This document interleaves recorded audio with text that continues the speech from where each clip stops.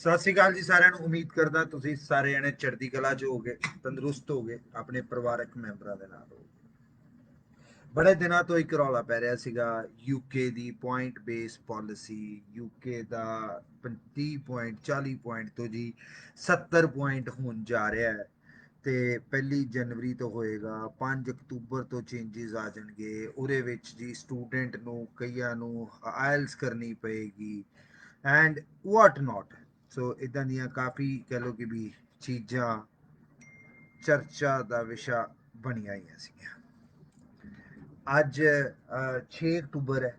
ਕੱਲ ਦੀ policy announce ਹੋ ਚੁੱਕੀ ਹੈ ਐਂਡ ਉਸ ਪਾਲਿਸੀ ਦੇ ਵਿੱਚ ਕਾਫੀ ਚੀਜ਼ਾਂ ਆ ਗਈਆਂ ਸਾਹਮਣੇ, ਜਿਹਨੂੰ ਕਿ ਅੱਜ ਤੁਹਾਡੇ ਸਾਰਿਆਂ ਦੇ ਮੈਂ ਰੂਬਰੂ ਕਰਾਂਗਾ। ਉਮੀਦ ਕਰਦਾ ਤੁਸੀਂ ਸਾਰੇ ਜਾਣੇ ਜਿਹੜਾ ਉਹਨੂੰ ਧਿਆਨ ਨਾਲ ਸੁਣੋਗੇ। बहुत ही ज़्यादा क्रिटिकल इन्फॉर्मेशन है। मेरा लिखा भी है कि very critical information on new UK student visa policy. Tier 4 का नाम चेंज कर दिता गया यूके दे विच। नाम चेंज करके और student and child student route इस पॉलिसी का नवा नाम जिहड़ा दिता गया है। टीयर 4 तो student and child student policy इहदा नाम दिता गया। काफ़ी चीज़ां चेंजिस हुई। इनू ग्राउंड तो फड़ते हैं, इनू जीरो तो फड़ते हैं तो उपर लैके कि ताकि तुहानू सारिਆਂ ਨੂੰ समझ आ सके। एंड ਇਹਦਾ इफेक्ट जी अज पॉलिसी चेंज हुई है, जिन्होंने फाइलें ऑलरेडी अप्लाई कीतियां हुई हैं, फाइलें अंबैसी दे विच, वो ये ना सोचन ओहो जी आपां ते कैटेगरी च नहीं आते। यूके दे जदों भी कदी कानून चेंज होए अंदर बाहर सारिਆਂ ਦੇ ਉੱਤੇ डायरैक्टली इनडायरैक्टली ਉਹਦਾ इफेक्ट पैंदा ही पैंदा। मैं हमेशा एक चीज़ कहना, सवारी अपने समान की आप जिम्मेवार है। अपना ख्याल अपना बचा खुद रखना जरूरी है। बहुत ही ज़्यादा क्रिटिकल इन्फॉर्मेशन है, बहुत ही ज़्यादा क्रिटिकल इन्फॉर्मेशन है सारिਆਂ वास्ते अज दी। मैं पॉलिसी गाइडलाइंस मेरे सामने पई है। कल दोपहरे 2 बजे इंडिया के हिसाब के नाल ये चेंज हो गई सी। मैनू लगता नहीं कि ਉਹਦੇ बाद चों कोई काम किया और राती 2:30 बज गए सीगे सानू एरी सारी चीज़ की ट्रांसलेशन करते। लॉ दी कानून दी सब तो खूबसूरत चीज़ ये है, जिन्ने भी इंसान है, मतलब 2 वकील होंगे सेम क्लास च कोचिंग लेंदे, सेम क्लास च पढ़ते, सेम यूनीवर्सिटी लेंदे।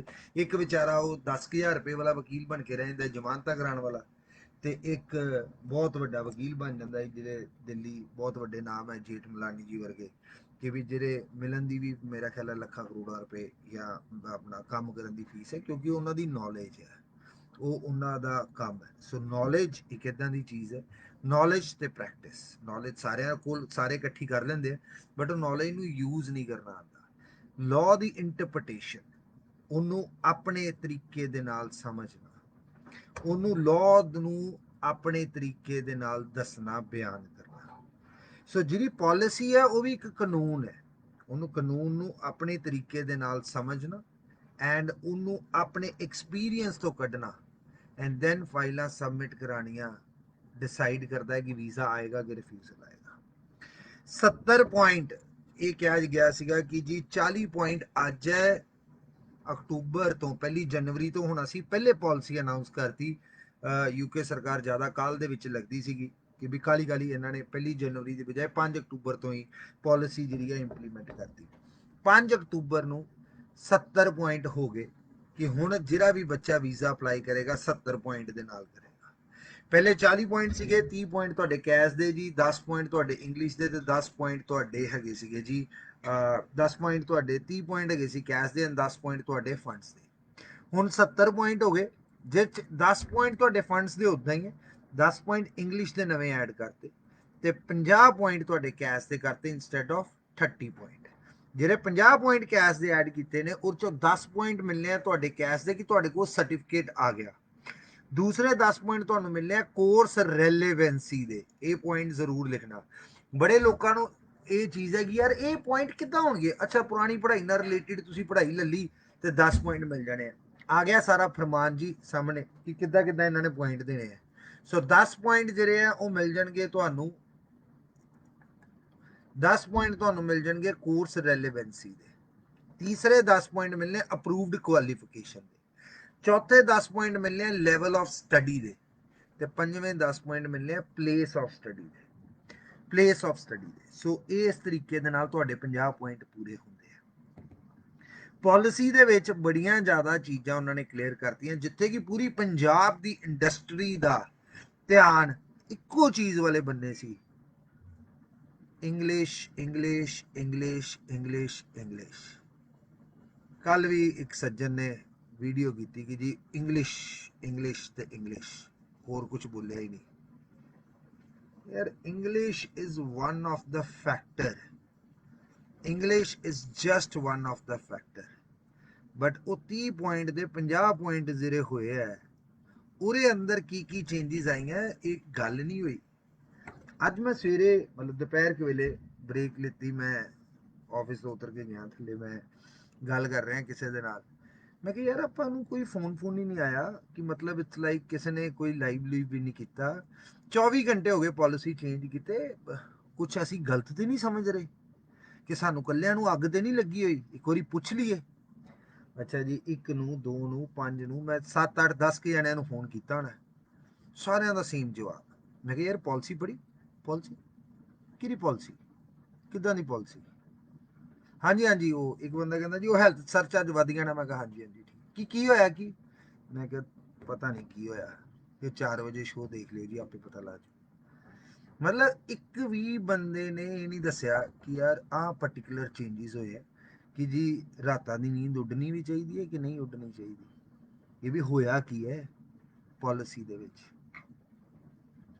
ਪਾਲਿਸੀ ਦੇ 115 ਪੇਜਿਸ ਹੈ, ਐਂਡ 115 ਪੇਜਿਸ ਤੋਂ ਪਹਿਲੇ 3 ਪੇਜਾਂ ਦੇ ਵਿੱਚ ਸਾਰੀ ਚੀਜ਼ ਕਲੀਅਰ ਹੋ ਜਾਂਦੀ ਹੈ।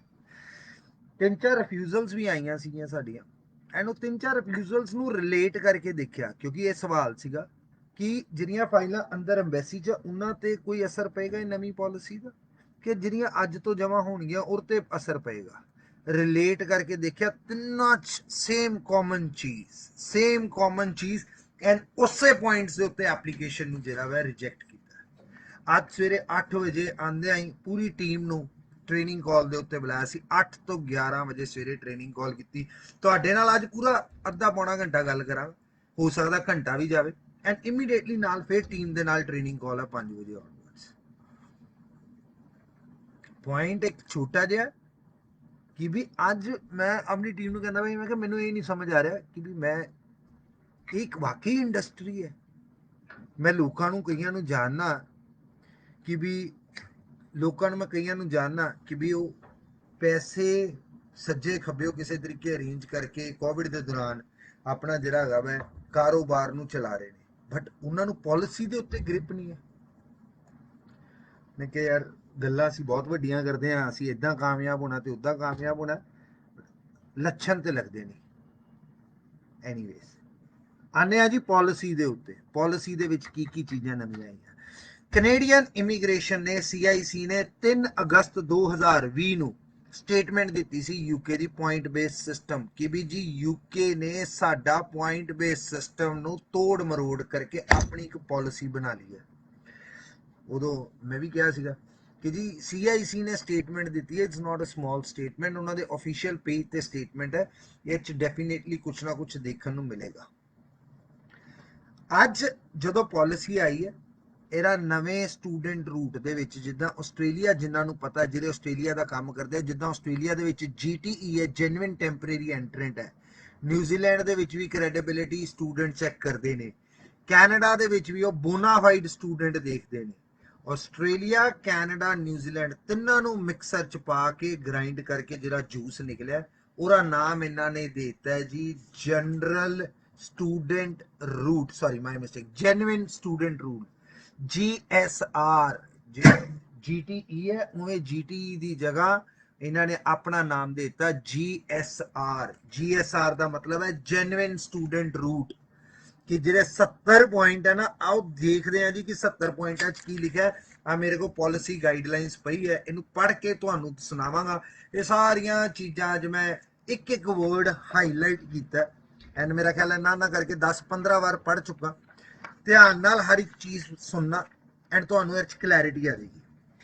ਕਹਿੰਦੇ ਆ ਜੀ ਜੈਨੂਇਨ ਸਟੂਡੈਂਟ ਰੂਟ ਦੇ ਵਿੱਚ ਜੀ entry clearance permission to stay application, ਜਿਹੜੇ ਸਟੂਡੈਂਟ ਅੱਜ ਅਪਲਾਈ ਕਰਨਾ ਚਾਹੁੰਦੇ ਨੇ ਉਹ 17 ਸਾਲ ਤੋਂ ਉੱਪਰ ਉਮਰ ਵਾਲੇ, ਉਹਨਾਂ ਨੇ case officer must be satisfied on the balance probability that the applicant is a genuine student. ਕਿਸੇ ਦੀ ਵੀ ਰਿਫਿਊਜ਼ਲ ਲੈਟਰ ਕੱਢ ਕੇ ਦੇਖ ਲਓ ਕਿਸੇ ਵੀ ਕੰਟਰੀ ਦੀ, ਉਹ ਇਕਨੋਮਿਕ ਸਰਕਮਸਟੈਂਸਿਸ ਦਾ word genuine student intention research ਇਹ 4-5 ਦੇ ਆਲੇ ਦੁਆਲੇ ਘੁੰਮਦਾ ਰਹਿੰਦਾ ਵਾ।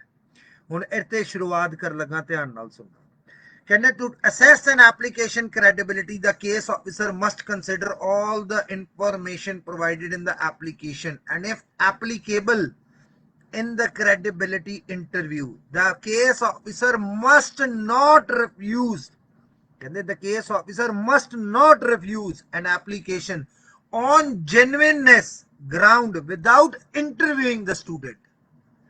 ਮਤਲਬ ਉਹ ਕਹਿੰਦਾ ਕਿਸੇ ਵੀ ਐਪਲੀਕੇਸ਼ਨ ਨੂੰ ਜਾਂ ਤੇ ਉਹਦੇ ਪੇਪਰਾਂ ਦੇ ਆਧਾਰ ਤੇ ਅਸੈਸ ਕਰ ਲਓ ਕਿ ਵੀ ਆਹ ਸਟੂਡੈਂਟ ਜੈਨੂਇਨ ਹੈ। ਜੇ ਤੁਹਾਨੂੰ ਉਹਦੇ ਪੁਆਇੰਟ ਲੱਗਦਾ ਕਿ ਇਹ ਸਟੂਡੈਂਟ ਜੈਨੂਇਨ ਨਹੀਂ ਹੈ, ਉਹਦੀ ਇੰਟਰਵਿਊ ਲਵੋ। ਕੋਈ ਵੀ ਵੀਜ਼ਾ ਆਫਿਸਰ ਐਪਲੀਕੇਸ਼ਨ ਸਿਰਫ ਇਸ ਕਰਕੇ ਰਿਜੈਕਟ ਨਹੀਂ ਕਰ ਸਕਦਾ ਕਿ ਸਾਨੂੰ ਨਹੀਂ ਲੱਗਦਾ ਤੁਸੀਂ ਜੈਨੂਇਨ ਹੋ, ਵਿਦਆਊਟ ਇੰਟਰਵਿਊ ਲੈਤੇ ਨਹੀਂ ਰਿਫਿਊਜ਼ ਕਰ ਸਕਦਾ ਅਨਲੈਸ ਤੁਹਾਡੀ ਪੁਰਾਣੀ ਇਮੀਗ੍ਰੇਸ਼ਨ ਹਿਸਟਰੀ ਹੈ, ਤੁਹਾਨੂੰ ਪਹਿਲੇ ਉਹਨੇ ਸਟੂਡੈਂਟ ਵੀਜ਼ਾ ਰਿਫਿਊਜ਼ ਕੀਤਾ ਹੈ ਔਰ ਅੱਜ ਦੁਬਾਰਾ ਸਟੂਡੈਂਟ ਵੀਜ਼ਾ ਅਪਲਾਈ ਕਰ ਰਹੇ ਹੋ ਤੇ ਹਾਲਾਤਾਂ 'ਚ ਕੋਈ ਚੇਂਜ ਨਹੀਂ ਹੈ। There is no change of circumstances। if there is no change of circumstances, if there is no material circumstances, then application बिना इंटरव्यू लिते भी application रिजेक्ट कर देगा। नंबर 1। नंबर 2, ਤੁਹਾਡੇ ਪੁਰਾਣੀ ਐਪਲੀਕੇਸ਼ਨ ਜਿਹੜੀ ਹੈਗੀ ਹੈ ਜਿਹੜੇ ਉਹਨੇ ਰੀਜ਼ਨ ਦਿੱਤੇ ਸੀ, ਹਾਲਾਤ ਚੇਂਜ ਹੋ ਗਏ ਬਟ ਉਹ ਰੀਜ਼ਨ ਅੱਜ ਵੀ ਸਟੈਂਡ ਕਰਦੇ ਹੈ।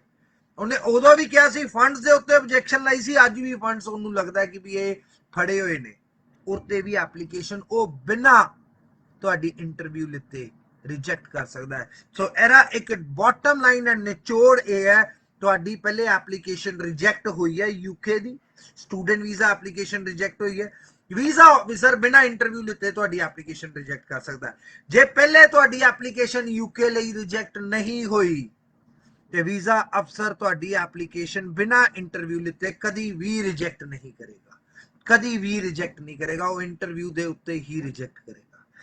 ਹੁਣ ਉਹਦੇ ਉੱਤੇ ਲਿਖਦਾ ਉਹਨੇ ਨਾਲ ਦੇ ਨਾਲ ਇੰਸਟਰਕਸ਼ਨ ਦਿੱਤੀਆਂ, ਉਹਨੇ ਪਹਿਲੇ ਕੇਸ ਆਫਿਸਰ ਨੂੰ ਇੰਸਟਰਕਸ਼ਨ ਦਿੱਤੀਆਂ।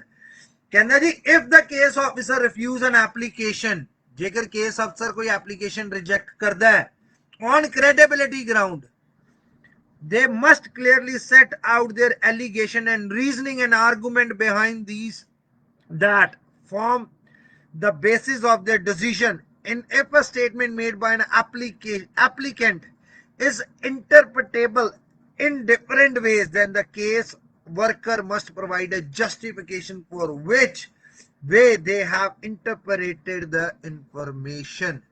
मतलब ਉਹ ਕਹਿੰਦਾ ਜੇ ਵੀਜ਼ਾ ਅਫਸਰ ਨੂੰ ਕਹਿ ਰਿਹਾ ਕਿ ਜੇਕਰ ਐਪਲੀਕੇਸ਼ਨ ਰਿਜੈਕਟ ਕਰਨੀ ਹੈ ਵੈਲਿਡ ਐਂਡ ਰੀਜ਼ਨੇਬਲ ਗਰਾਊਂਡ ਦੇ ਉੱਤੇ ਡਿਟੇਲ ਲਿਖਣਾ ਹੈ ਕਿ ਕਿਉਂ ਵੀਜ਼ਾ ਐਪਲੀਕੇਸ਼ਨ ਰਿਜੈਕਟ ਕਰ ਰਹੇ ਹੋ, ਕਿ ਤੁਸੀਂ ਕੀ ਪੁੱਛਿਆ, ਉਹਨੇ ਕੀ ਜਵਾਬ ਦਿੱਤਾ, ਐਂਡ ਉਹਨੂੰ ਐਪਲੀਕੈਂਟ ਦੇ ਤੌਰ ਦੇ ਉੱਤੇ ਵੀ ਆਪਣੀ ਟ੍ਰਾਂਸਲੇਸ਼ਨ ਇੰਟਰਪ੍ਰੀਟੇਸ਼ਨ ਆਪ ਵੀ ਕਰਨੀ ਹੈ ਕਿ ਕਲਾਇੰਟ ਇਹਨੂੰ ਕਿੱਦਾਂ ਲੈ ਰਿਹਾ ਹੈ, ਔਰ ਜੇ ਕਲਾਇੰਟ ਲੈ ਰਿਹਾ ਕਿ ਉਹਨਾਂ ਧੱਕਾ ਹੋਇਆ ਹੈ, ਤੁਹਾਡਾ ਵਿਊ ਹੈ ਕਿ ਠੀਕ ਹੋਇਆ, ਤਦ ਵੀ ਇਹ ਓਵਰਟਰਨ ਡਿਸੀਜਨ ਹੋਏਗਾ।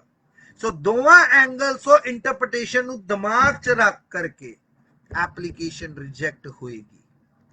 that means visa officer interview ਲਏਗਾ ਐਂਡ ਜੇਕਰ ਗਲਤੀ ਬੱਚੇ ਕੋਲੋਂ ਹੁੰਦੀ ਹੈ ਤਦ ਹੀ ਐਪਲੀਕੇਸ਼ਨ ਰਿਜੈਕਟ ਹੋਏਗੀ, ਅਦਰਵਾਈਜ਼ ਰਿਜੈਕਸ਼ਨ ਦਾ ਕੋਈ ਵੀ ਹੋਰ ਰੀਜ਼ਨ ਨਹੀਂ ਬਣ ਸਕਦਾ।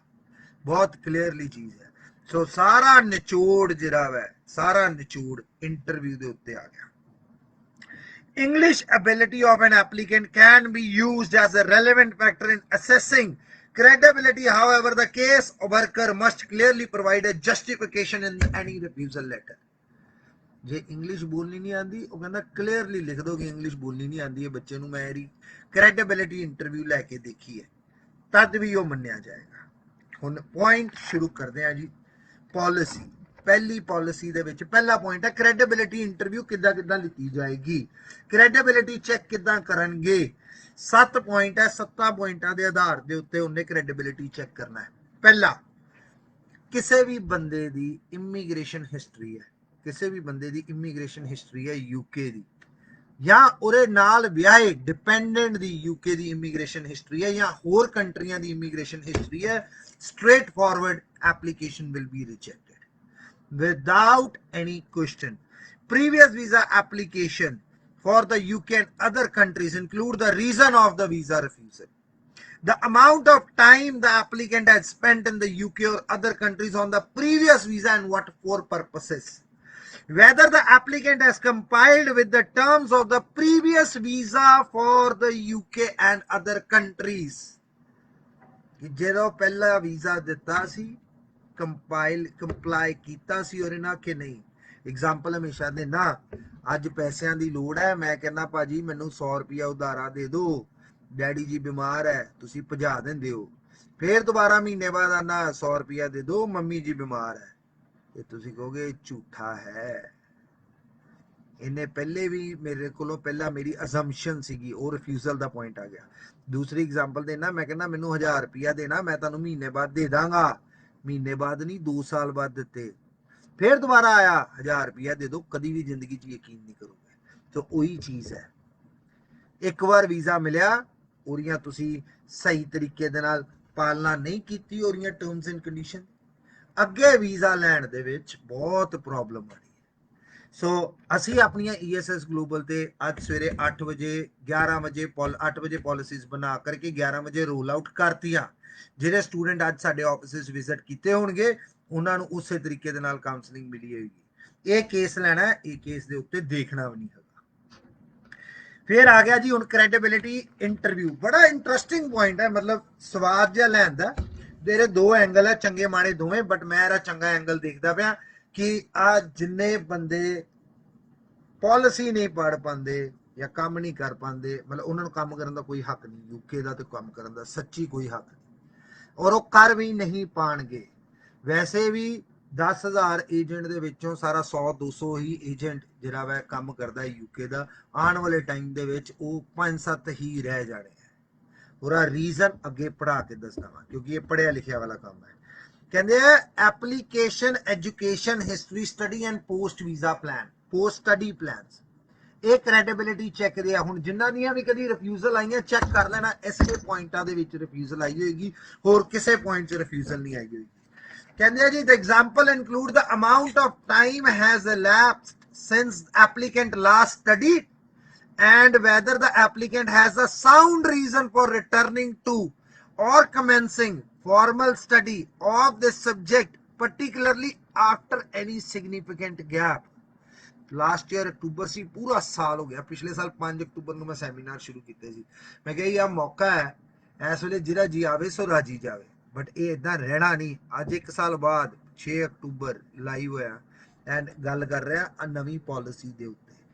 ਇਹਨਾਂ ਨੇ ਕਹਿਤਾ ਜੀ ਕਿ ਵੀ ਇਹ ਦੱਸੋ ਕਿ ਵੀ ਜਿਹੜੀ ਲਾਸਟ ਕੁਆਲੀਫਿਕੇਸ਼ਨ ਸੀਗੀ ਉਹਦੇ ਬਾਅਦ ਚੋਂ, ਮੈਂ ਹਮੇਸ਼ਾ ਕਾਉਂਸਲਿੰਗ 'ਚ ਕਹਿੰਦਾ ਕਿ ਭਾਈ ਸਾਹਿਬ ਤੁਸੀਂ ਅੱਜ ਆਹ ਪੜ੍ਹਾਈ ਕੀਤੀ, ਅੱਜ ਤੁਸੀਂ ਤੁਹਾਡੇ ਅੰਦਰ ਕੀ ਰੱਬ ਆ ਗਿਆ ਕਿ 5 ਸਾਲਾਂ ਬਾਅਦ ਤੁਹਾਨੂੰ ਯਾਦ ਆ ਗਿਆ ਯੂਕੇ ਜਾ ਕੇ ਪੜ੍ਹਾਈ ਕਰੀਏ। ਸੋ ਉਹੀ ਚੀਜ਼ ਹੈ ਕਿ ਵੀ ਲਾਸਟ ਪੜ੍ਹਾਈ ਕਦੋਂ ਕੀਤੀ, ਉਹ ਪੜ੍ਹਾਈ ਤੋਂ ਬਾਅਦ ਜਿਹੜਾ ਇੱਕ ਸਿਗਨੀਫਿਕੈਂਟ ਗੈਪ ਹੈ ਉਹਦੇ ਵਿੱਚ ਆਪਣੀ ਪੜ੍ਹਾਈ ਦੇ ਨਾਲ ਰਿਲੇਟਡ ਸਕਿੱਲ ਯੂਜ਼ ਕੀਤੇ। ਹੁਣ ਦੁਬਾਰਾ ਜਸਟੀਫਾਈਡ ਰੀਜ਼ਨ ਕੀ ਹੈ, ਸਾਊਂਡ ਰੀਜ਼ਨ ਕੀ ਹੈ ਦੁਬਾਰਾ ਪੜ੍ਹਾਈ 'ਚ ਵਾਪਸ ਆਉਣ ਦਾ। ਐਂਡ ਉਹ ਜੇ ਪੜ੍ਹਾਈ 'ਚ ਵਾਪਸ ਆਣਾ ਹੈ ਤਾਂ ਫਾਰਮਲ ਸਬਜੈਕਟ ਜਿਹੜਾ ਪਰਟੀਕੁਲਰਲੀ ਤੁਸੀਂ ਕਰਨ ਲਈ ਚੱਲੇ ਹੋ ਕੀ ਫਾਇਦਾ ਦੇਗਾ। Why you have chosen this course? ये era एक आंसर है, क्वेश्चन है। Whether the applicant demonstrates sufficient commitment to the course। बड़े एजेंट देखे 1000 पाउंड दियो फीस जमा कराओ, बाकी फंड दियो, वेले 2000 पाउंड दियो। मेरे को बड़े स्टूडेंट दे भाजी घट डिपॉजिट वाली यूनिवर्सिटी नहीं, लिखता जी उन्हें क्लियरली लिखता। Whether the applicant demonstrates sufficient commitment to the course। Commitment ਹੁਣ ਉੱਥੇ ਆਪਾਂ ਕੋਈ ਧੀ ਪੁੱਤ ਵੀ ਵਿਆਹ ਲਈ ਜਾਂਦੇ ਆ, ਸਭ ਤੋਂ ਪਹਿਲੇ ਕਰਦੇ ਆ ਰੋਕਾ, ਉਹ ਕਮਿਟਮੈਂਟ ਹੁੰਦੀ ਰੋਕਤਾ, ਫਿਰ ਹੋਈ ਅੰਗੇਜਮੈਂਟ, ਫਿਰ ਹੁੰਦਾ ਵਿਆਹ। ਸੋ ਉਹੀ ਚੀਜ਼ ਹੈ, ਤੁਹਾਡੀ ਆਫਰ ਲੈਟਰ ਆ ਗਈ, ਰੋਕਾ ਹੋ ਗਿਆ। ਹੁਣ ਅੰਗੇਜਮੈਂਟ ਦੇ ਵਿਆਹ ਦਾ ਜਦੋਂ ਟਾਈਮ ਹੈ ਉਦੋਂ ਪੂਰੀ ਫੀਸ ਜਮਾ ਕਰਵਾ ਦਿਓ ਤੇ complete commitment to the course ਸਮਝ ਆਂਦੀ ਹੈ। How much fee student has paid, ਹੁਣ ਇਹਨੂੰ ਅੱਗੇ ਰਿਲੇਟ ਕਰਨਾ, how much fee you have paid, ਇਹਨੂੰ ਅੱਗੇ ਰਿਲੇਟ ਕਰਨਾ। whether the course represent academic progression, ਇਹਦੇ 10 ਪੁਆਇੰਟ ਮਿਲਨੇ ਆ। whether the course represent academic progression, 10 point ਦਾ ਸਵਾਲ ਹੈ ਇਹ। credibility check ਦਾ ਪਾਰਟ ਹੈ। ਕੁਝ ਨਹੀਂ ਕਰਨਾ, ਉਹਨੇ ਜ਼ੀਰੋ ਲਾ ਕੇ ਭੇਜਤਾ, ਖਤਮ, ਪੀਰੀਅਡ। ਇੰਟਰਵਿਊ ਵੀ ਲੈਣ ਦੀ ਲੋੜ ਨਹੀਂ। ਹਰ ਬੰਨੇ ਉਹਨੇ ਆਉਂ ਗ੍ਰੇ ਏਰੀਆ ਕੋਈ ਨਹੀਂ ਫੜਿਆ ਛੱਡਿਆ, ਸਭ ਕੁਝ ਉਹਨੇ ਆਉਂ ਨਿਚੋੜ ਕੇ ਰੱਖਤਾ। ਉਹ ਜਿਹੜੇ ਬੈਠੇ ਨਾ ਪਾਲਿਸੀ ਬਣਾਉਣ ਵਾਲੇ, ਉਹ ਇੰਡੀਅਨ ਹੀ ਹੈ, ਐਂਡ ਉਹਨਾਂ ਨੂੰ ਪਤਾ ਕਿੱਥੇ ਕਿੱਥੇ ਗਲਤੀਆਂ ਹੋਣੀਆਂ, ਕਿੱਥੇ ਕਿੱਥੇ ਗ੍ਰੇ ਏਰੀਆ, ਸਾਰਾ ਜੂਸ ਕੱਢਿਆ ਚੰਗੇ ਤਰੀਕੇ ਦੇ ਨਾਲ। whether the course represent academic progression which is a relevancy, ਜੋ ਪੁਰਾਣਾ ਇੱਥੇ ਕੋਰਸ ਕੀਤਾ ਉਹਦੇ ਨਾਲ ਪਹਿਲਾ ਪੁਆਇੰਟ ਸੀਗਾ, ਉਹਦੇ ਬਾਅਦ ਚ ਜਿਹੜਾ ਗੈਪ ਹੈ ਉਹ ਚ ਕੀ ਕੀਤਾ, ਆਪਣੇ ਸਬਜੈਕਟ ਨਾਲ ਰਿਲੇਟਡ ਕੁਝ ਕੀਤਾ, ਉਹਨੂੰ ਯੂਜ਼ ਕੀਤਾ ਪੜ੍ਹਾਈ ਨੂੰ, ਜਿਹੜਾ ਹੁਣ ਅਗਲਾ ਕੋਰਸ ਕਰਨ ਲਈ ਚੱਲਿਓ, ਐਂਡ ਜ਼ਿੰਦਗੀ ਚ ਅੱਗੇ ਕੀ ਬਣੋਗੇ, ਉਹਦੀ ਜਸਟੀਫਿਕੇਸ਼ਨ ਹੈ। ਤੁਹਾਨੂੰ ਵੈਲਿਊ ਹੋਰ ਮਨੀ ਮਿਲ ਰਹੀ ਹੈ ਕਿ ਨਹੀਂ ਮਿਲ ਰਹੀ ਹੈ। ਸੋ ਰੈਲੇਵੈਂਸੀ ਇਹਦੇ ਅੰਡਰ ਆਉਂਦੀ ਹੈ 10 ਪੁਆਇੰਟ ਸੀ। फिर अगला पॉइंट है the credibility of the applicants rational for knowledge of and research into the propose course of study and sponsoring institute. बड़े लोगों को मैं कॉलेजां दे विच भी अप्लाई करते हुए देखा। आ 10 पॉइंट आ गए प्लेस ऑफ स्टडी दे, इंस्टीट्यूट दे, एंड जिहड़ा हैगा वा तुहाडा approved qualification, level of study दे ते अप्रूव्ड क्वालिफिकेशन दे 10 पॉइंट पूरे मिलने, 10 और 10। सो ਇਹਦੇ ਚ ਕੀ ਰਿਸਰਚ ਕੀਤੀ ਕਿ ਅੱਜ ਵਾਈ ਦਿਸ ਇੰਸਟੀਟਿਊਟ, ਐਗਜ਼ਾਮਪਲ ਹੀ ਲੈ ਲੈਂਦੇ ਆ, why Bolton University over Manchester Metropolitan University ਜਾਂ over Manchester University, why Bolton, why not other, why Middlesex University, Y not other university, why East London, why not sum other university, ਵਾਈ ਬਰੂਨਲ ਯੂਨੀਵਰਸਿਟੀ, why not sum other ਯੂਨੀਵਰਸਿਟੀ। ਇਹ university ਕਿਉਂ, ਇਸ ਤੋਂ ਇਲਾਵਾ ਹੋਰ 150 ਜਿਹੜੀਆਂ ਯੂਨੀਵਰਸਿਟੀਆਂ, ਉਹਨਾਂ 'ਚ ਤੇਰਾ ਦਿਲ ਕਿਉਂ ਨਹੀਂ ਟਿਕਿਆ। Place of study, place of study, ਤੇ ਸਾਡੇ ਇੱਥੇ ਪਲੇਸ ਆਫ ਸਟੱਡੀ ਨੂੰ ਪਤਾ ਹੀ ਕਹਿੰਦੇ ਆ, ਇਹ ਲੰਡਨ, ਬਰਮਿੰਘਮ, ਸਕਾਟਲੈਂਡ ਨਹੀਂ ਜੀ। ਪਲੇਸ ਆਫ ਸਟੱਡੀ ਕਿੱਥੇ ਜਾ ਕੇ ਪੜ੍ਹਨ ਲੱਗੇ ਹੋ, ਇੰਟਰਪ੍ਰੀਟੇਸ਼ਨ ਹੈ, ਜਿੱਦਾਂ ਮਰਜ਼ੀ ਕਰ ਲਓ। Then the credibility of the applicant rational for the knowledge and research living arrangement in the UK। ਰਹਿਣ ਦੇ ਕੀ ਰਿਸਰਚ ਕੀਤੀ ਹੈ ਬੱਲਿਆ ਆਪਣੇ ਬਾਰੇ, ਜਿੱਥੇ ਬਾਹਰ ਜਾ ਕੇ ਪੜਨ ਚੱਲੇ ਹੋ, ਜਾ ਕੇ ਰਹੋਗੇ ਕਿੱਥੇ, ਕੋਵਿਡ ਦੀ ਸਿਚੁਏਸ਼ਨ ਹੈ। ਲਿਵਿੰਗ ਅਰੇਂਜਮੈਂਟ ਬਾਰੇ ਕਿੰਨੀ ਕੁ ਰਿਸਰਚ ਕੀਤੀ ਹੈ। How the circumstances, it's a $1 million question now for all the Punjabi dependent. How the circumstances of dependent may affect the ability or the motivation of the applicant to study। ਕਹਿੰਦੇ ਵਿਆਹ ਤੋਂ ਬਾਅਦ ਪੰਜਾਬ ਦੇ ਵਿੱਚ ਵੈਸੇ ਕੁੜੀਆਂ ਬਾਹਰ ਪੜਨ ਨੂੰ ਸਹੁਰੇ ਘੱਟ ਹੀ ਮੰਨਦੇ ਆ। ਇੱਥੇ ਨਾਰਮਲ ਪੰਜਾਬ ਯੂਨੀਵਰਸਿਟੀ ਸੰਗਰੂਰ ਚ ਕੁੜੀ ਵਿਆਹੀ, ਸਹੁਰੇ ਕਹਿਣਗੇ ਕਦੀ ਨਹੀਂ ਕਿ ਕੁੜੀ ਜੀ ਪੀਜੀ ਜਾ ਕੇ ਲੱਲੇ ਤੇ ਚੰਡੀਗੜ੍ਹ ਯੂਨੀਵਰਸਿਟੀ ਪੜ੍ਹ ਲੇ। ਮੈਂ ਨਹੀਂ ਇੱਕ ਵੀ ਘਰ ਦੇਖਿਆ, ਹੋਣਗੇ 1-2%, ਮੈਂ ਨਹੀਂ ਦੇਖਿਆ। ਬਟ ਜਿੱਥੇ ਬਾਹਰ ਜਾ ਕੇ ਪੜਨ ਦੀ ਗੱਲ ਆਉਂਦੀ ਉੱਥੇ 99% ਹੀ ਐਗਰੀ, 100 ਹੀ ਹੋ ਜਾਂਦੇ ਆ। ਜਾਓ ਮੁੰਡਾ ਵੀ ਜਾਏਗਾ, ਆ ਗਈ ਉਹਨਾਂ ਨੂੰ ਸਮਝ, ਲਿਖਤਾ ਉਹਨਾਂ ਨੇ। ਕਹਿੰਦਾ ਘਰ ਵਾਲਾ ਨਾਲ ਚੱਲਿਆ, ਇਹ ਦੱਸ ਦੋ ਘਰ ਵਾਲੇ ਦੇ ਨਾਲ ਜਾਣ ਕਰਕੇ ਕੁੜੀ ਨੂੰ ਕੀ ਮੋਟੀਵੇਸ਼ਨ ਮਿਲ ਰਹੀ ਹੈ, ਕਿ ਹਾਊ ਦਾ ਹਾਲਾਤ ਨਾਲ ਸਰਕਮਸਟੈਂਸਿਸ, ਕਿ ਡਿਪੈਂਡੈਂਟ ਦੇ ਜਿਹੜੇ ਹਾਲਾਤ ਹੈ ਉਹ ਕਿੱਦਾਂ ਮੇਨ ਐਪਲੀਕੈਂਟ ਦੇ ਪੜ੍ਹਾਈ ਕਰਨ ਦੀ ਵਜ੍ਹਾ ਨੂੰ ਮੋਟੀਵੇਟ ਕਰਨਗੇ। ਚੰਗੀ ਗੱਲ ਕਹਿ ਰਹੇ ਕਿ ਵੀ ਉਹਨੂੰ ਮੋਟੀਵੇਟ ਕਿੱਦਾਂ ਕਰਨਗੇ, ਕਿ ਭਾਈ ਤੂੰ ਸਪਾਊਸ ਲੈ ਕੇ ਚੱਲੇ, ਕਿੱਦਾਂ ਮੋਟੀਵੇਟ ਹੋਊਗਾ, ਮਤਲਬ ਮੇਨ ਐਪਲੀਕੈਂਟ ਕਿੱਦਾਂ ਮੋਟੀਵੇਟਡ ਹੋਏਗਾ। ਇਹਦਾ ਆਨਸਰ ਹੈਗਾ, ਇਹਦਾ ਮੈਂ ਇਹ ਨਹੀਂ ਕਿਹਾ ਕਿ ਵੀ ਸਪਾਊਸ ਨਾਲ ਨਹੀਂ ਜਾਊਗਾ, 100% ਜਾਏਗਾ, ਬਟ ਇਹਨੂੰ ਐਕਸਪਲੇਨ ਕਿੱਦਾਂ ਕਰਨਾ। Why spouse is accompanying you, this will be the question visa officer will be asking. ਘਰ ਵਾਲਾ ਨਾਲ ਕਿਉਂ ਚੱਲਿਆ, ਉਰੇ ਇੱਥੇ ਇਕਨੋਮਿਕ ਸਰਕਮਸਟੈਂਸਿਸ, ਮੈਂ ਸ਼ੁਰੂਆਤ ਕੀਤੀ ਸੀ ਆਸਟ੍ਰੇਲੀਆ, ਨਿਊਜ਼ੀਲੈਂਡ, ਕੈਨੇਡਾ, ਗ੍ਰਾਈਂਡ ਕਰਕੇ ਮਿਕਸੀ ਜੂਸ ਕੱਢਿਆ ਕਿ ਇਹਦਾ ਜੈਨੂਇਨ ਸਟੂਡੈਂਟ ਜਿਹੜੀ ਸਟਰੀਮ ਹੈਗੀ ਹੈ, ਜੈਨੂਇਨ ਸਟੂਡੈਂਟ ਰੂਟ ਹੈਗਾ GSR, ਯੈਸ। ਫਿਰ ਅਗਲਾ ਪੁਆਇੰਟ ਹੈ ਜੀ, the relevance of the course to the post study plan in the UK or overseas। what will you do after completion of your studies? I will come back to India and I'll look for a job in the multinational companies। that all bullshit। उन्होंने ऊपर लिखा application, education history, study and the post study plans, and they want to know the reality why you chose UK over Canada, Australia or any other country? ਕਿਹੜੀ ਚੀਜ਼ ਹੈ ਤੁਹਾਨੂੰ ਜਿਹੜੀ motivate ਕਰਦੀ ਹੈ UK ਆ ਕੇ ਪੜ੍ਹਨ ਦੀ? UK ਗਵਰਨਮੈਂਟ ਇੱਕੋ ਚੀਜ਼ ਕਹਿੰਦੀ ਹੈ ਕਿ that we will make this qualification, this country value for money for the international student. ਅੱਜ ਇੰਟਰਨੈਸ਼ਨਲ ਸਟੂਡੈਂਟ ਕਹਿੰਦਾ ਮੈਨੂੰ ਵੈਲਿਊ ਫॉर ਮਨੀ ਨਹੀਂ ਦਿਸਦੀ, ਕਿਉਂਕਿ ਉੱਥੇ 2 ਸਾਲ ਪੜ੍ਹਾਈ ਤੋਂ ਬਾਅਦ ਮੈਨੂੰ ਉੱਥੇ ਕੰਮ ਕਰਨ ਦੀ ਪਰਮਿਸ਼ਨ ਨਹੀਂ, ਮੈਂ ਆਪਣੀ ਬ੍ਰਿਟਿਸ਼ ਸਕਿੱਲਸ ਜਿਹੜੀ ਕੁਆਲੀਫਿਕੇਸ਼ਨ ਹੈ ਉਹਦੇ ਨਾਲ ਰਿਲੇਟਡ ਜੌਬ ਲੈ ਕੇ ਸਕਿਲਡ ਨਹੀਂ ਹੋ ਪਾਉਂਦਾ, ਸਿਰਫ ਇੱਕ ਮੇਰੇ ਕੋਲ ਬੁਕਿਸ਼ ਨੌਲੇਜ ਰਹਿੰਦੀ ਹੈ। तो इस करके वैल्यू फॉर मनी बनावांगे, जिस करके पोस्ट स्टडी वर्क वीजा 2 साल का उन्होंने इंप्लीमेंट किया। Then whether the applicant need to comply with the terms of their permission, including the requirement to leave UK when their permission comes to an end. So will you leave UK after completion of the studies? यहाँ के एक और line है, उन्होंने bracket लिखी है, और where the lawful and appropriate to apply to extend their permission under the student route or to switch to the another immigration route. कहने की तकलीफ है कि मैं नवी पॉइंट बेस्ड सिस्टम पॉलिसी पढ़ रही है एंड ਉਹਦੇ ਵਿੱਚ ਇਹ ਵਾਲਾ ਕੋਰਸ ਤੋਂ ਬਾਅਦ ਮੈਨੂੰ ਇਹ ਜੌਬ ਮਿਲੇਗੀ ਐਂਡ ਅੱਗੇ ਜੇ ਮੇਰੇ ਇੰਨੇ ਪੁਆਇੰਟਸ ਬਣਦੇ ਆ ਤੇ ਮੈਂ ਪੱਕਾ ਹੋ ਸਕਦਾ। that shows your research towards the UK point based system policies. but ਇਹ ਤੇ ਸਮਝਾਣਾ ਤੁਹਾਨੂੰ ਤੁਹਾਡੇ ਕੰਸਲਟੈਂਟ ਨੇ, ਉਹ ਕੰਸਲਟੈਂਟ ਵਿਚਾਰੇ ਆਪ ਹੀ ਨਹੀਂ ਪੜ ਪਾਉਂਦੇ, ਤੁਹਾਨੂੰ ਕੀ ਸਮਝਾਣਗੇ। ਫਿਰ ਅੱਗੇ ਆਇੰਦਾ ਜੀ, ਅੱਗੇ ਬੜਾ ਇੰਪੋਰਟੈਂਟ ਪੁਆਇੰਟ ਹੈ, ਧਿਆਨ ਨਾਲ ਸੁਣਨਾ, ਲੋਲੀਪੌਪ ਹੈ ਛੋਟਾ ਜਿਹਾ। ਕਹਿੰਦੇ ਜੇ ਕੇਸ ਵਰਕਰ ਮਸਟ ਨਾਟ ਰਿਫਿਊਜ਼ ਦਾ ਐਪਲੀਕੇਸ਼ਨ, ਜੇਕਰ ਉਹਨੂੰ ਨੌਲੇਜ ਨਹੀਂ ਗਈ ਬੱਸ ਰੂਟ ਬਾਰੇ ਜਾਂ ਜੀਓਗ੍ਰਾਫੀ ਟਾਊਨ ਦੇ ਬਾਰੇ ਉਹਨੂੰ ਨਹੀਂ ਸਮਝ ਹੈਗੀ ਤੇ ਉਹਨੂੰ ਛੱਡ ਦੇਣਾ। ਬਟ ਐਕਚੁਅਲ ਦੇ ਵਿੱਚ ਜਿਹੜੇ ਮੈਂ ਪੁਆਇੰਟ ਲਿਖੇ ਹੈ ਇਹਦੇ ਵਿੱਚ ਕੀ ਗੱਲ ਹੈ, ਇਹਦਾ ਨਿਚੋੜ ਕਰ ਲਈਏ। why UK, why not some other country, why this course and what you've been doing it, what you have done back in your home country.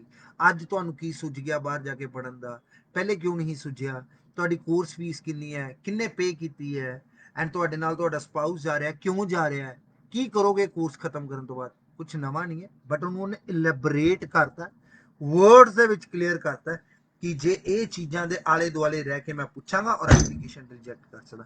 Immigration history तो उन्हें स्ट्रेट वे कहता कि जी इमीग्रेशन हिस्ट्री है, thank you very much. हुण आ जाने जी personal and financial circumstances of the application and dependent, ये बहुत जरूरी है। हुण इत्थे उपर स्पाउस आया सी, स्पाउस नाल जा रहा किद्दां मोटिवेट करेगा मेन एप्लीकेंट नूं, इहदे च आ गया why your spouse is accompanying you, मेरा क्वेश्चन ये बनता।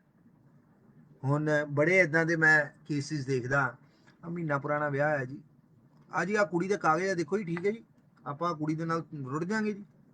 ਰੋੜਤਾ ਉਹਨਾਂ ਨੇ ਹੁਣ ਪੱਕਾ, ਕਿਉਂਕਿ 2012 2009 ਤੋਂ ਲੈ ਕਰਕੇ ਹੁਣ ਤੱਕ ਦੀ ਚੰਗੀ ਭਲੀ 2012 ਤੱਕ ਬਹੁਤ ਇੱਕੋ ਬੰਦਿਆਂ ਕਰਕੇ ਐਪਲੀਕੇਸ਼ਨਸ ਸਿਸਟਮ ਸਸਪੈਂਡ ਹੋਇਆ ਸੀ, ਹੋ ਗਏ ਸੀ ਸਪਾਊਸ ਐਪਲੀਕੈਂਟਸ, ਸਿਰਫ ਔਰ ਸਿਰਫ ਡਿਪੈਂਡੈਂਟ। 7 ਸਾਲ ਰੁਕਿਆ, 2019 ਤੋਂ ਚਾਲੂ ਹੋਇਆ, ਅੱਜ ਦੁਬਾਰਾ ਫਿਰ ਸਾਲ 1.5 ਸਾਲ ਤੋਂ ਜੇ ਉੱਥੇ ਆਵਾਜ਼ਾਂ ਆਣੀਆਂ ਸ਼ੁਰੂ ਹੋਈਆਂ ਨਾ, ਕੱਲੇ ਬੱਚੇ ਦੀ ਕਦੀ ਆਵਾਜ਼ ਨਹੀਂ ਆਉਂਦੀ, ਕਦੀ ਨਹੀਂ ਆਉਂਦੀ। ਆ ਜਿੰਨੇ ਕਿ ਲੋਕੀ ਮੈਂ ਭੁੜਕਦੇ ਦੇਖੇ ਫੇਸਬੁੱਕਾਂ ਤੇ, ਸਾਰੇ ਸਪਾਊਸ, ਸਾਰੇ ਡਿਪੈਂਡੈਂਟ। ਭਈ ਜੇ ਰੱਬ ਨੇ ਦਿੱਤਾ ਤੇ ਸਬਰ ਨਾਲ ਖਾ ਲਓ, ਬਟ ਸਾਡੀ ਆਦਤ ਹੈ ਨਾ, ਅਸੀਂ ਖਾਣਾ ਘੱਟ ਹੈ, ਖਲੇਰਨਾ ਜ਼ਿਆਦਾ। ਪੜ੍ਹ ਲਓ ਪਾਲਿਸੀ, ਪੜ੍ਹ ਲਓ। Economic circumstances of any dependent, दोबारा बोल रहा, personal and financial circumstances of applicant and any dependent, the economic circumstances of the applicant and any dependent. Australia की रिफ्यूजल आंदी सी economic circumstances, social economic circumstances. अगला point भी पढ़ो, ना सारे लिंक ही है। whether the applicant has a credible source of funds, 28 दिन पुराने फंड विखाने, ठीक है, लिखता उन्हें कि सोर्स ऑफ फंड भी मांग लूंगा मैं किसी भी टाइम पे, तैयारी रखियो। To meet the course and the living cost both for themselves and any dependent for the duration of the course in the UK in case where they would have a limited or no ability to work in the UK। कहंदे जे Covid करके उत्थे नौकरी नहीं मिली ते इन्ने पैसे है कि आप रह लोगे। ਜਿਹੜੇ ਖਾਸ ਕਰਕੇ 12ਵੀਂ ਤੋਂ ਬਾਅਦ ਜਾ ਰਹੇ ਆ, ਉਹ ਕਹਿੰਦੇ ਵੀ ਅਗਲੇ 3 ਸਾਲਾਂ ਦੀ ਤੂੰ ਪੜ੍ਹਾਈ ਦੇ ਖਰਚੇ ਦੇਣੇ ਕਿੱਦਾਂ ਦਊਂਗਾ ਤੇਰੇ ਕੋ, ਆ ਜਿਹੜੇ ਅੱਜ ਪੈਸੇ ਤੇ ਸਾਲ ਦੇ ਵਹਾ ਤੇ ਪੁਆਇੰਟ ਮਿਲ ਗਏ, 10 ਪੁਆਇੰਟ ਫੰਡਾਂ ਤੇ ਮਿਲ ਗਏ, ਡਨ ਹੋ ਗਿਆ। ਹੁਣ ਕ੍ਰੈਡੀਬਿਲਿਟੀ ਦੇ ਵਿੱਚ ਮੈਂ ਚੈੱਕ ਤੇ ਕਰ ਲੈਂਦੇ ਕਿ ਇਹ ਪੈਸੇ ਤੇਰੇ ਆਪਣੇ ਆ ਕਿ ਕਿਸੇ ਫਾਈਨੈਂਸਰ ਨੇ ਕਰਾਏ ਆ। एरा क्वेश्चन है ना, who is sponsoring you and why, what is their income, from where they get this money. Case officer want to make sure that can you live in the UK without recourse to public fund. जिहड़ा कि वीजे उत्ते line लिखी हुंदी है अगे, जे मुक्की नहीं, बड़ियां इंटरेस्टिंग. मतलब मैं पढ़दा पिया सी, मैं कहा पक्का गे पंजाबी ने बनाई है. ਉਹਨੂੰ सब चीज़ों का पता, कितने कितने की जुगाड़ लगते, उन्हें सब बंद करता जी उन्हें. कहना जी, how the applicant was able to acquire the necessary fund for the course fees as well as the accommodation and the living expenses in the UK for themselves and any dependent. कहता पैसे कितों लेके आएगा जे उत्थे कोई भी हालात बिगड़ गए, घरदियां दी इन्नी आमदनी है कि ਉਹ ਇੱਥੇ ਕਰਜ਼ੇ 'ਚ ਨਹੀਂ ਡੁੱਬਣਗੇ ਤੇਰੇ ਯੂਕੇ ਪੜ੍ਹਾਈ ਕਰਨ ਦੇ ਸੁਪਨੇ ਨੂੰ ਪੂਰੇ ਕਰਨ ਦੇ ਚੱਕਰ 'ਚ. ਔਰ ਜੇ ਡਿਪੈਂਡੈਂਟ ਵੀ ਨਾਲ ਜਾ ਰਿਹਾ ਹੈ ਤੇ ਡਿਪੈਂਡੈਂਟ ਦੇ ਪਹਿਲੇ ਹਾਲਾਤ ਤੇ ਦੱਸ ਕਿ ਉਹ ਤੇਰੇ ਨਾਲ ਕਿਉਂ ਜਾ ਰਿਹਾ. ਇਦਾਂ ਦੀ ਕੀ ਵਜ੍ਹਾ, ਉਹਨੇ ਲਿਖਤਾ ਨਾ ਪਹਿਲੇ ਕੀ ਰੀਜ਼ਨ ਹੈ ਮੋਟੀਵੇਟ ਕਰਨ ਦੇ. ਹੁਣ ਅੱਗੇ ਉਹਦੀ ਕਮਾਈ ਦੇ ਉੱਤੇ ਗੱਲ ਲੈਂਦੀ, ਉਹਦੇ ਫੰਡਸ ਦੇ ਉੱਤੇ ਗੱਲ ਲੈਂਦੀ. ਫਿਰ ਕਹਿੰਦਾ the average monthly expenditure for the applicant and the dependent in the UK. ਖਰਚਾ ਕਿੰਨਾ ਕਰੋਗੇ ਉੱਥੇ ਹਰ ਮਹੀਨੇ ਤੁਸੀਂ ਔਰ ਤੁਹਾਡਾ ਡਿਪੈਂਡੈਂਟ. ਇੱਥੇ ਉਨੀ ਕਮਾਈ ਕਰਦੇ ਸੀ, ਕਿੰਨੇ ਪੈਸੇ ਕਮਾ ਲੋਗੇ ਉੱਥੇ, ਇੱਥੇ ਇੰਨੇ ਕਮਾਈ ਕਰਦੇ ਸੀਗੇ. Interpretation, applicant personal circumstances where these might make it difficult to complete the course of study. ਕਹਿੰਦਾ ਜੀ ਐਪਲੀਕੈਂਟ ਪਰਸਨਲ ਸਰਕਮਸਟੈਂਸਸ, ਉਹ ਇਹ ਦੇਖਣਾ ਚਾਹੁੰਦਾ ਕਿਤੇ ਇਹ ਤੇ ਨਹੀਂ ਹੋਏਗਾ ਅੱਜ ਇੱਕ ਸਮੈਸਟਰ ਦੀ ਫੀਸ ਭਰ ਕੇ ਚੱਲੇ ਹੋ ਤੇ ਦੂਜੇ ਸਮੈਸਟਰ ਦੀ ਫੀਸ ਭਰਨ ਨੂੰ ਪੈਸੇ ਨਾ ਹੋਣ ਤੁਹਾਡੇ ਕੋਲ ਉੱਥੇ, ਤੇ ਤੁਹਾਡਾ ਕੋਰਸ ਜਿਹੜਾ ਕੋਰਸ ਕੰਪਲੀਟ ਕਰਨਾ ਔਰ ਤੁਹਾਡੇ ਲਈ ਕੰਪਲੀਟ ਕੋਰਸ ਕਰਨਾ ਔਖਾ ਹੋ ਜੇ. ਇਹ ਕੁਐਸਚਨ ਆ ਜਾਂਦਾ ਲੋਅਰ ਡਿਪੋਜ਼ਿਟ, ਇਹ ਤੋਂ ਬਚਿਆ ਕਿੱਦਾਂ ਜਾ ਸਕਦਾ. ਇਹ ਸਾਰੇ ਪੁਆਇੰਟਸ ਐਡਰੈਸ ਹੁੰਦੇ ਆ. मेरे को अज मैं सारे आकर के सवेर तो कोई काम नहीं किया, एको काम किया कि जेरे मेरे को करंट केसिस है एर चो किन्ने बचते और किन्ने मरते हैं. परमात्मा की कृपा ने 95% केसिस अपने को सेफ है, सिक्योर है, जिते मैं सारे क्रेडिबिलिटी चैक्स दे उत्ते आंसर कर सकता. मैं सैमीनार करने चलिया ही, मैं वो सैमीनार करांगे हफ्ता बाद चो. पहले जिन्ने स्टूडेंट्स इन्हां दी इंटरव्यू दे उत्ते जोर देंगे, बाकी सारे काम बाद चो.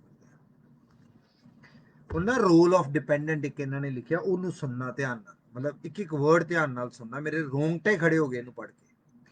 ਕਹਿੰਦਾ case officer must consider carefully whether they are satisfied that applicant is a genuine student, where a main reason for the application is the employment, education, healthcare benefit for any accompanying dependent.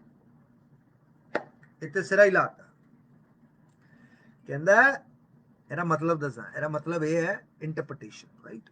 ਇਹਦਾ ਮਤਲਬ ਇਹ ਹੈ, ਉਹ ਕਹਿੰਦਾ ਬੰਦੇ ਦੇ ਆਪਣੇ ਅੱਲੇ ਪੱਲੇ ਕੁਝ ਹੈਗਾ ਕਿ ਉਹ ਸਿਰਫ ਉਹਨੇ ਕੁੜੀ ਨਾਲ ਵਿਆਹ ਕਰਾਇਆ ਤੇ ਮੇਨ ਐਪਲੀਕੈਂਟ ਇਸ ਕਰਕੇ ਅੱਜ ਸਟੂਡੈਂਟ ਬਣ ਗਈ ਹੈ ਜਾਂ ਬਣ ਗਿਆ ਕਿ ਮੈਂ ਆਪਣੇ ਘਰ ਦੇ ਨੂੰ, ਆਪਣੇ ਸਪਾਊਸ ਨੂੰ ਉੱਥੇ ਲੈ ਜਾ, ਤੈਨੂੰ ਨੌਕਰੀ ਮਿਲ ਜੇ, ਕਮਾਨ ਜੋਗਾ ਹੋ ਜੇ, ਇੱਥੇ ਵਿਹਲਾ ਘੁੰਮਦਾ ਹੈ. ਕਿਉਂਕਿ ਬਿਮਾਰ ਮੂਰ ਵਾਲਾ ਇੱਥੇ ਕੋਈ ਰੌਲਾ ਨਹੀਂ, ਹੈਲਥ ਕੇਅਰ ਫੈਸਿਲਿਟੀਆਂ ਦਾ ਕੋਈ ਰੌਲਾ ਨਹੀਂ. ਡਿਪੈਂਡੈਂਟ ਪੜਨ ਨੂੰ ਕਿੰਨੇ ਕੁ ਸ਼ੇਅਰ ਹੁੰਦੇ ਤੁਹਾਨੂੰ ਮੈਨੂੰ ਸਾਰਿਆਂ ਨੂੰ ਪਤਾ ਤੇ ਇਹਨਾਂ ਨੂੰ ਵੀ ਪਤਾ. ਤੇ ਰਹਿੰਦੀ ਇੰਪਲੋਇਮੈਂਟ, ਸਾਫ ਨੰਗੇ ਸ਼ਬਦਾਂ ਚ ਉਹਨੇ ਲਿਖਤਾ ਕਲੀਅਰਲੀ ਕਿ ਵੀ ਮੇਨ ਮੋਟਿਵ ਇਹ ਤੇ ਨਹੀਂਗਾ ਮੇਨ ਐਪਲੀਕੈਂਟ ਦਾ ਜਾਣ ਦਾ ਕਿ ਡਿਪੈਂਡੈਂਟ ਨੂੰ ਕੰਮ ਦਵਾਵਾਂ, ਕਿਉਂਕਿ ਡਿਪੈਂਡੈਂਟ ਨੂੰ ਫੁੱਲ ਟਾਈਮ ਕੰਮ ਹੈ, ਪਰਮਿਸ਼ਨ ਹੈ ਕੰਮ ਕਰਨ ਦੀ. ਸੋ ਇਸ ਕਰਕੇ ਇਹ ਬੜੀਆਂ ਇੰਪੋਰਟੈਂਟ ਚੀਜ਼ਾਂ ਉਹਨਾਂ ਨੇ ਲਿਖਤੀਆਂ. ਫਿਰ ਜੀ इंग्लिश लैंग्वेज एबिलिटी रौला पाया सी, हाय विद आइल्स विदाउट आइल्स, कहते जाओ मौजा करो, इंग्लिश बोलनी आती आ जाओ, B2 लैवल अपनी यूनीवर्सिटी ਨੂੰ कहना असैस करते. ਸਾਨੂੰ ਤੇ ਕ੍ਰੈਡੀਬਿਲਿਟੀ ਦਾ ਮਤਲਬ ਹੈ, ਇੰਗਲਿਸ਼ ਬਾਰੇ ਗੱਲ ਹੀ ਨਹੀਂ ਕੀਤੀ. ਦੋ ਲਾਈਨਾਂ ਲਿਖਤੀਆਂ, if the case worker has concern over the applicant English ability potentially falling short of the required level, they should consider this then when assessing the genuine student requirement. GSR credibility check, ਉਹਨੂੰ credibility ਨਾਲ link ਕਰਤਾ ਕਿ English ਬੋਲਣੀ ਆਉਂਦੀ ਹੈ, IELTS ਕੀਤੀ ਹੈ, Duolingo ਕੀਤਾ ਹੈ, PT ਕੀਤਾ, ਕੋਈ ਮਤਲਬ ਨਹੀਂ. credibility check ਤੁਹਾਡਾ ਕਲੀਅਰ ਹੈ, ਹੈਪੀ ਡੇਜ਼. credibility check ਕਿੱਦਾਂ ਹੋਣਾ ਹੈ, बोल के, बोलना कर च पैना इंग्लिश. सो इंग्लिश आंदी है, वेलकम टू यूके. इंग्लिश नहीं आंदी, मेरी 80% है इंग्लिश में, आराम ना पिक्की मिनट सो जी जिथे बैठे हो, कोई प्रॉब्लम नहीं. The qualification course provider and agent, very interesting.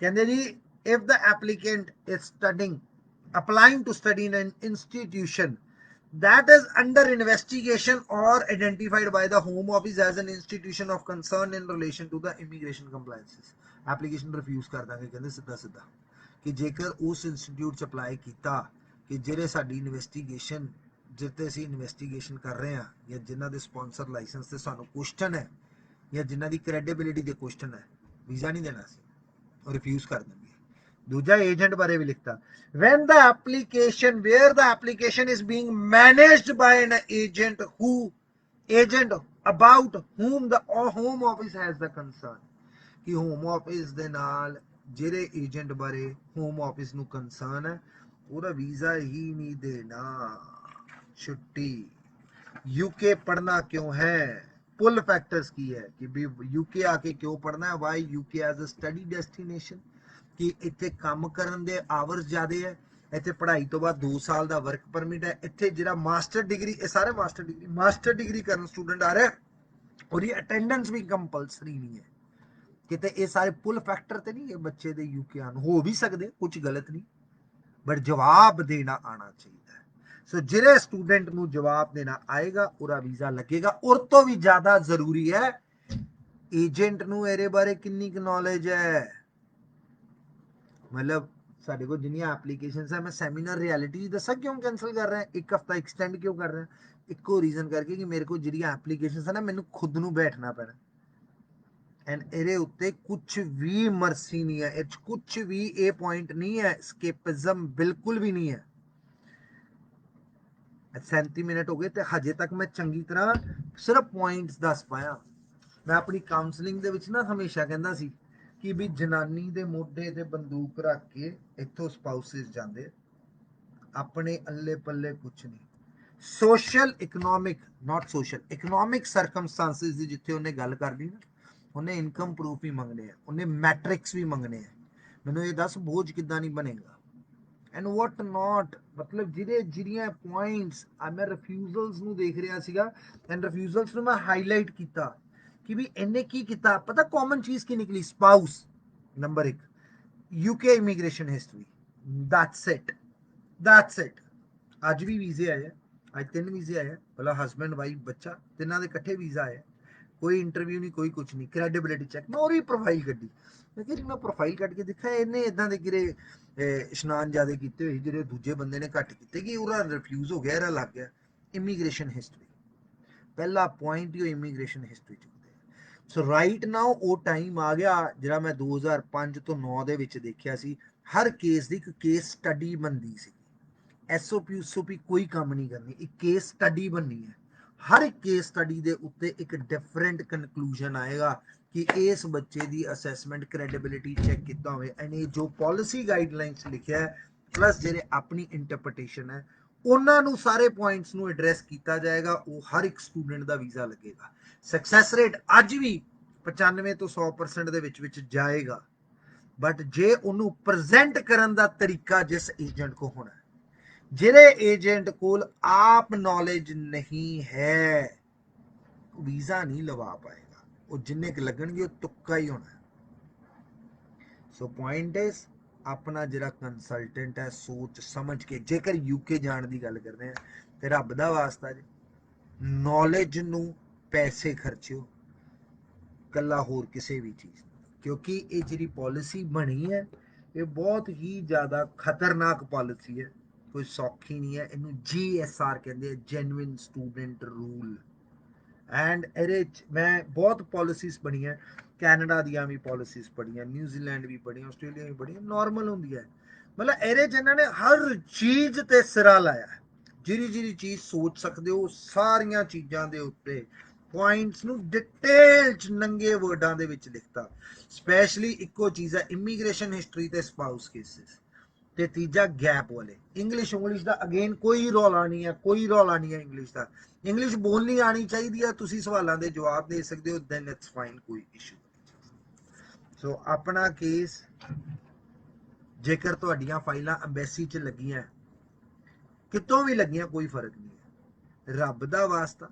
दुनिया के जिहड़े भी जरूरी काम करते पे ना वो सारियां नूं अग ला दो इस वेले ਐਂਡ ਆਰਾਮ ਨਾਲ ਦਿਨ ਰਾਤ ਆ ਜਿਹੜੇ ਮੈਂ ਪੁਆਇੰਟ ਕਹੇ ਨਾ, ਇਹ ਪੁਆਇੰਟ ਬੇਸ ਪਾਲਿਸੀ ਕੱਲੀ ਮੇਰੇ ਕੋਲ ਨਹੀਂ, ਇਹ ਤੁਹਾਡੇ ਆਨਲਾਈਨ ਹੋਮ ਆਫਿਸ ਦੀ ਵੈਬਸਾਈਟ ਦੇ ਉੱਤੇ ਅਵੇਲੇਬਲ ਹੈ।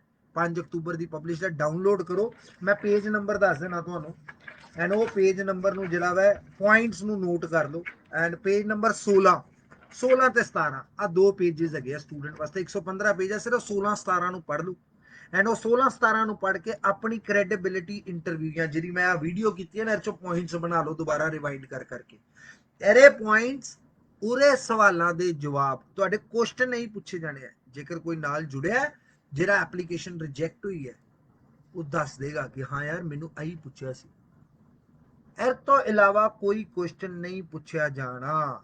ਦੁਬਾਰਾ ਰਾਉਂਡ ਆਫ ਇਹਨੂੰ ਕੰਪਲੀਟ ਕਰਨ ਵਾਸਤੇ ਇੱਕ ਲਾਸਟ ਤੇ ਦੱਸ ਦਿੰਦਾ, ਤੁਸੀਂ ਯੂਕੇ ਜਾਣਾ ਕਿਉਂ ਚੁਣਿਆ, ਤੁਸੀਂ ਇੱਥੇ ਕੀ ਕੀਤਾ ਹੋਇਆ, ਤੁਸੀਂ ਇਸ ਕਿਹੜੀ ਯੂਨੀਵਰਸਿਟੀ ਜਾਣਾ ਚਾਹੁੰਦੇ ਹੋ, ਕਿਹੜਾ ਕੋਰਸ ਕਰਨਾ ਚਾਹੁੰਦੇ ਹੋ, ਐਸੇ ਯੂਨੀਵਰਸਿਟੀ ਕਿਉਂ ਜਾਣਾ, ਐਸੇ ਕੋਰਸ ਪੜ੍ਹਨ ਲਈ ਕਿਉਂ ਜਾਣਾ, ਤੁਸੀਂ ਇਹ ਕੋਰਸ ਦੇ ਵਿੱਚ ਕੀ ਕੀ ਪੜ੍ਹੋਗੇ, ਇਹਦਾ ਕੀ ਫਾਇਦਾ ਮਿਲੇਗਾ, ਤੁਸੀਂ ਆਪਣੀ ਜ਼ਿੰਦਗੀ 'ਚ ਕੀ ਬਣੋਗੇ, ਕੋਰਸ ਖਤਮ ਹੋਣ ਤੋਂ ਬਾਅਦ ਕੀ ਕਰੋਗੇ, ਕਿੱਦਾਂ ਦੀ ਨੌਕਰੀ ਮਿਲੇਗੀ। ਅੱਛਾ ਜੀ, ਪ੍ਰੋਜੈਕਟ ਮੈਨੇਜਰ ਦੀ ਨੌਕਰੀ ਮਿਲ ਗਈ, ਪ੍ਰੋਜੈਕਟ ਮੈਨੇਜਰ ਕੀ ਕੀ ਕੰਮ ਕਰਦਾ, ਉਹਦੀਆਂ ਰੋਲਸ ਐਂਡ ਰਿਸਪੌਂਸਿਬਿਲਿਟੀ ਕੀ ਹੁੰਦੀਆਂ, ਉਹਦੀ ਕਿੰਨੀ ਕੁ ਤਨਖਾਹ ਹੋਏਗੀ।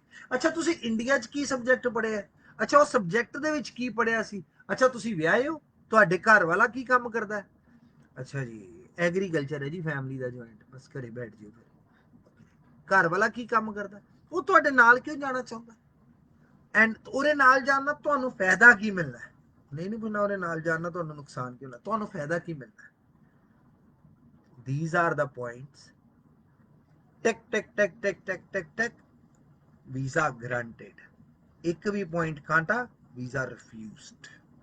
दोबारा बोल देना, किसी भी बंदे दी वीजा एप्लीकेशन बिना इंटरव्यू नहीं रिजेक्ट होएगी, रिजेक्ट होएगी तो इंटरव्यू ते होएगी। वीजा तो इंटरव्यू तो बिना उससे बंदे दी रिजेक्ट होएगी जिहदी पहले एप्लीकेशन रिजेक्ट हुई या और इमीग्रेशन हिस्ट्री है, और बैन लगा सी, और कोई वजह नहीं है।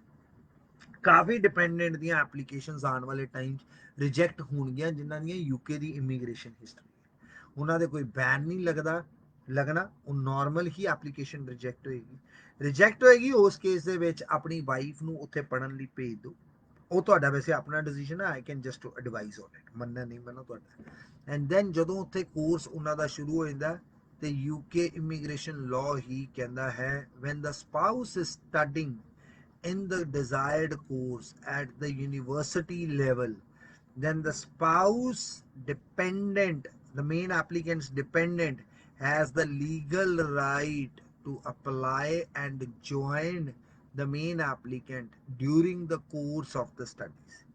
Immigration law ਦੇ ਵਿੱਚ clearly ਲਿਖਿਆ, there are two things, one is this policy, the second is the immigration rule। ਇਹਦੇ ਵਿੱਚ ਵੀ ਇਹ ਪਾਲਿਸੀ ਪੜ੍ਹੀ ਮੈਂ, ਜਦ ਕਿ ਇਹਦੇ ਅੰਦਰ ਅਪੈਂਡਿਕਸ ਹੈ ਜਿਹੜੇ ਕਿ ਪੈਰਾਗ੍ਰਾਫਸ ਹੈ ਇਮੀਗ੍ਰੇਸ਼ਨ ਲਾਅ ਦੇ, ਕਿ ਜਿਹੜੇ ਲਾਅ ਨੂੰ ਸਾਹਮਣੇ, ਇਹ ਤੇ ਪਾਲਿਸੀ ਜਗ ਜ਼ਾਹਰ ਹੈ, ਬਟ ਇਹਦੇ 'ਚ ਬੜੇ ਇਦਾਂ ਦੇ ਪੁਆਇੰਟਸ ਹੈ ਜਿਹੜੇ ਹੋਮ ਆਫਿਸ ਨੇ ਆਪਣੇ ਕੋਲ ਰੱਖਿਆ, ਉਹ ਅਪੈਂਡਿਕਸ ਇਮੀਗ੍ਰੇਸ਼ਨ ਦੇ ਪੈਰਾਗ੍ਰਾਫਸ ਹੁੰਦੇ ਆ, ਉਹ ਤੁਹਾਡੇ ਕੋਲ ਅਵੇਲੇਬਲ ਨਹੀਂ ਹੋਣਗੇ।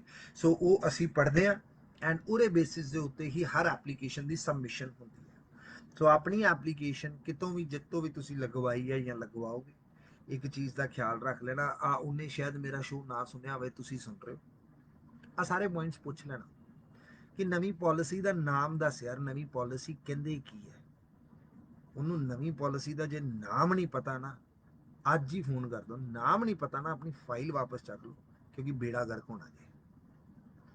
ਔਰ ਜਿਹੜੇ ਬੰਦੇ ਨੇ ਪੜ੍ਹਾਈ ਨਹੀਂ ਕਰਦਾ ਸਾਡੀ ਇੰਡਸਟਰੀ ਦੇ ਵਿੱਚ, ਉਹਨੂੰ ਸਾਡੀ ਇੰਡਸਟਰੀ 'ਚ ਰਹਿਣ ਦਾ ਵੈਸੇ ਵੀ ਕੋਈ ਹੱਕ ਨਹੀਂ, because it's a matter of someone's life, it's not a case, it's a life।